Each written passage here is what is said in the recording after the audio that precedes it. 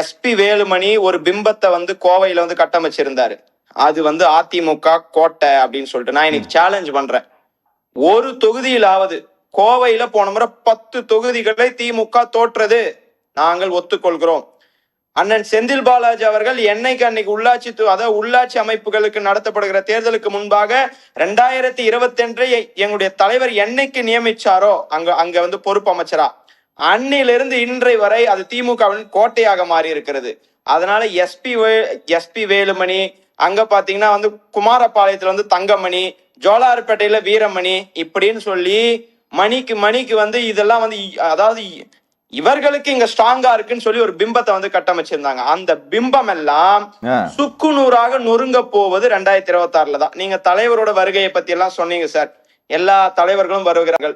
கெஜ்ரிவால் டெல்லி தேர்தல் அப்போ எந்த கெஜ்ரிவாலை ஒன்றிய அரசு முடக்கி வைத்ததோ பொய் கேஸ், அது பொய் வழக்கு என்று நீதிமன்றம் சொல்லுது. அந்த பொய் கேஸ் படி யாரை உள்ள வைத்தார்களோ அவர் இன்னைக்கு திமுகக்கு வாக்கு கேட்க வர்றப்போ, அதாவது மக்கள் என்ன சொல்றாங்க, இதுதான் நல்ல கூட்டணி, இதுதான் எதற்கும் அடிப்பணியாத கூட்டணி, இவர்களா ஒண்ணு சேர்ந்து வர்றதுனால இவர்கள் தான் வெற்றி பெற போகிறார்கள். இன்னைக்கு வந்து நான் புளியந்தோப்புல பாக்குறேன், இன்றைக்கு எங்களுடைய தலைவரும் அரவிந்த் கெஜ்ரிவாலும் ஒன்னா வர்றப்போ மக்கள் கிட்ட அவ்வளவு ஆரவாரம். தொடர்ந்து தமிழ்நாட்டில எல்லா பகுதிகளுக்கும் நேற்றைக்கு காங்கிரஸ் தலைவர் வந்தார், மல்லிகார்ஜுன கார்கே வந்தார், ராகுல் காந்தி வந்தார். தொடர் வருகையால் களம் என்பது திமுக இன்னும் ஸ்ட்ராங்கா இருக்கு. இவர்கள் வந்தால்தான் உங்கள் வெற்றியை தீர்மானிக்க முடியுமா என்பது இல்லை. இவர்கள் வருகையால் திமுகவினுடைய வெற்றி என்பது இன்னும் கூடுதல் உச்சத்தை தொட்டு இருக்கிறது. 200 தொகுதின்னு சொன்னமா 220 கூட மாறலாம்.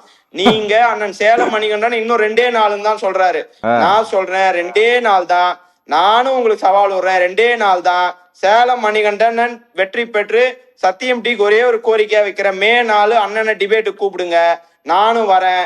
அன்னைக்கு யாரு வந்து 2 நாள்னு சொன்னாங்கன்னு நான் வந்து பேசுறேன், அவரும் வந்து பேசட்டும். யாருக்கு வெற்றி உறுதி என்பது அன்னைக்கு பார்க்கலாம். நீங்க வாயில வட சுட்டுன்னு 6 வருஷமா இதான் சொல்லுங்கிறீங்க, நாங்க ஜெயிக்க போறோம் சார், மக்களுக்கு ஏதாவது செஞ்சாதான் சார் மக்கள் ஓட்டு போடுவாங்க. என்ன சார் செஞ்சிருக்கீங்க? அடமானம் வச்சுட்டு மாநில உரிமைகளை அடமானம் வைக்கிற ஒரே வேலையை எடப்பாடி பழனிசாமி செய்து வந்தார். இன்றைக்கு நாங்க அப்படி கிடையாது. நாங்க எல்லாத்துக்கும் போராடி கொண்டு இருக்கிறோம். தமிழ்நாடு போராடும், தமிழ்நாடு வெல்லும்.